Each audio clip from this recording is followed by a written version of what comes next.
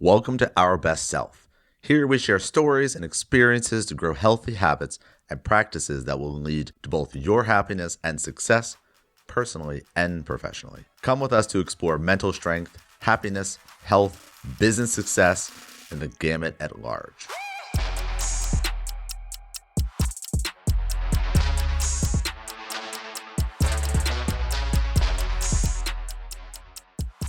All right, we're going to give this a shot. I want to take a position, a stand, a countercultural position to help us break free from societal and kind of the human mind trap that is rampant. And what this is really all about, well, it's simple. I've had it. I'm fed up. I'm done with indecision, stress, hesitation, and all these things. I see them in my loved ones. I see it in my friends. I see it in myself. And now I'm beginning to see it creep into my daughter, into how she sees the world and how she acts. This is learned behavior, and I've had it. So today, I'm capped out.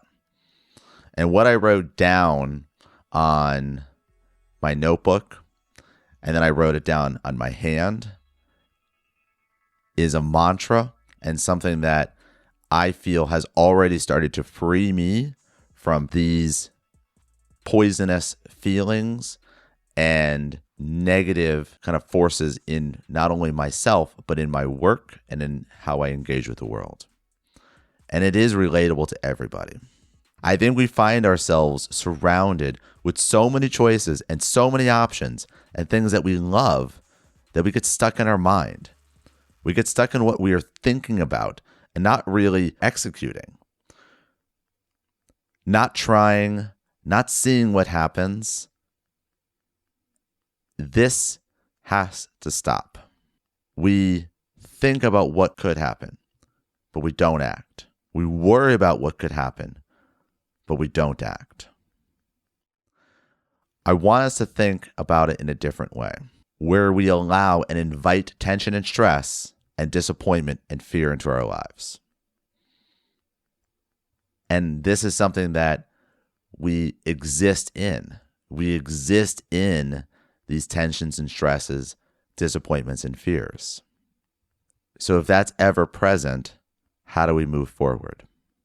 And so I wrote down a phrase that I think helps us provide a guidepost to move forward, to achieve happiness and success in our lives, however we define it. Using this phrase, it has really helped me to catch myself in the moment, to be present, and to be in this moment. And it has to do with shutting down our death spirals of thought, where we continually see ourselves looping through what ifs and visualizing the potential future and the potential moment that could have played out.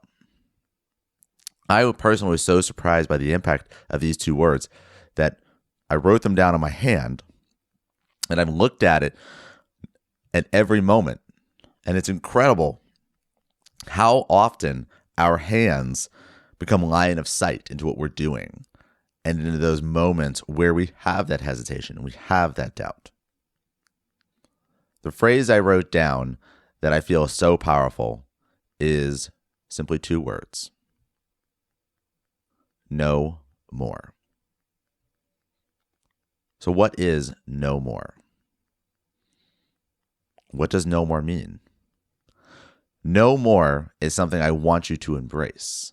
When we think about our lives and we think about the impact we want to have, the family we are loving, the choice of our careers and our life trajectory of what we are chasing, I'm inviting you to think about and putting the words no more in front of things that are not serving you.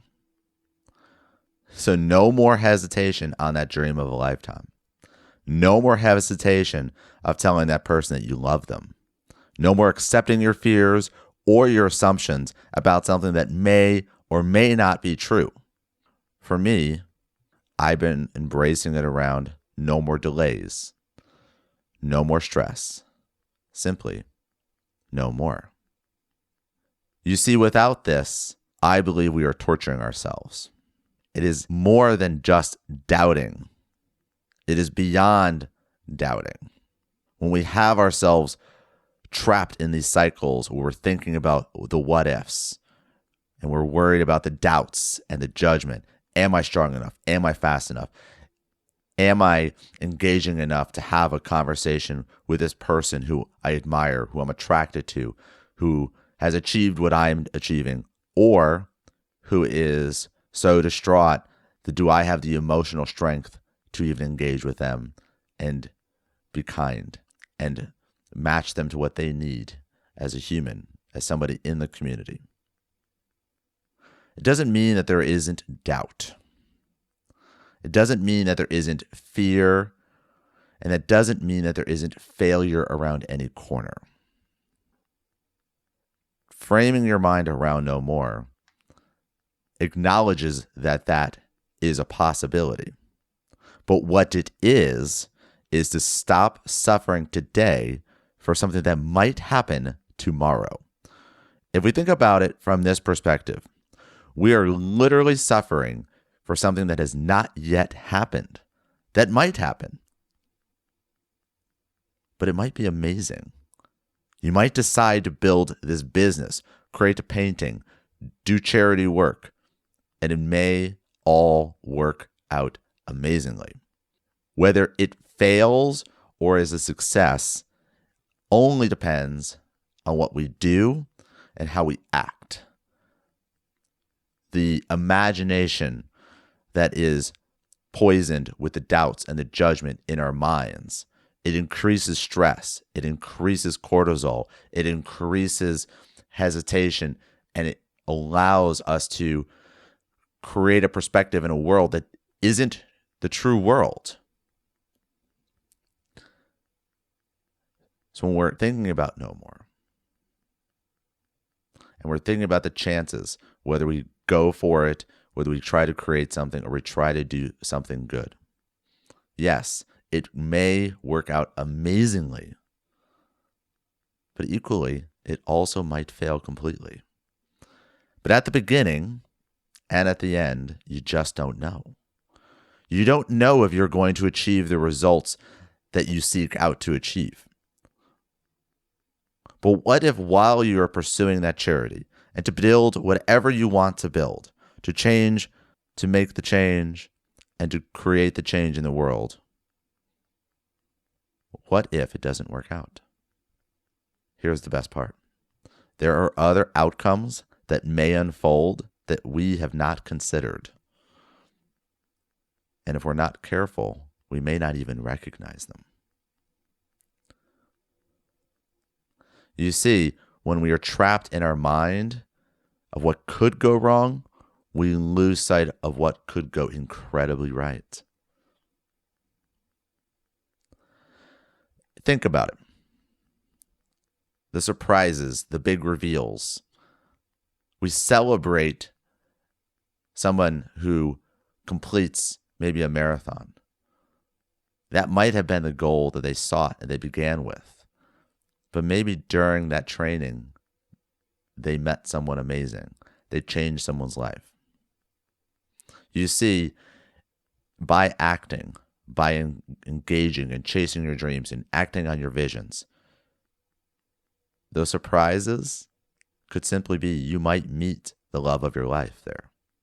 You might discover you have a horrible disease that you're now able to cure because at that moment in time, where you were, the right people were there. You might save somebody's life, or you might just learn something today that in 10 years or in 30 years might be the one thing, the singular thing that changes your impact on yourself and the world. I don't think there's anything better than that. I can't think of anything. And when I'm reflecting on this, and when I think about this phrase of no more, every single moment since I wrote it, I reflected back to it, and it's freeing. But it's also something that's going to take time for me. You see, I internalize a lot of things that create stress and challenge my own health and happiness. Things such as achieving the market result of things that I'm seeking with products and books launches, I want them to be successful. Things that stress and create tension in my life surround those launches. The successful operation and impact of the hospital we opened in Rwanda. The health and safety of my athletes. The progressions of those that I mentor. And how are my team members working? How inclusive is my daughter's life experiences? And is she becoming a great human? To date, I have internalized these. And when you write them out and you realize, what can I control of that list? I can control what I do. Pondering it, spinning around in my mind and all the negative possibilities. That is the death spiral.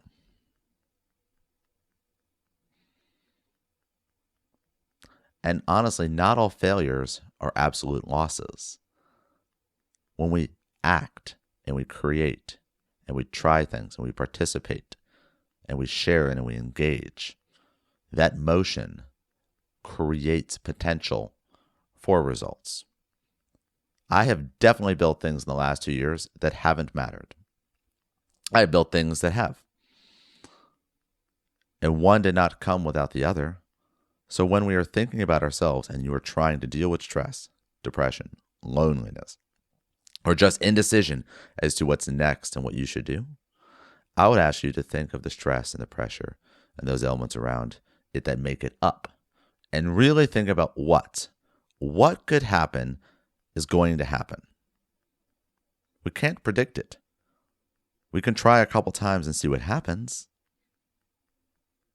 And because of that,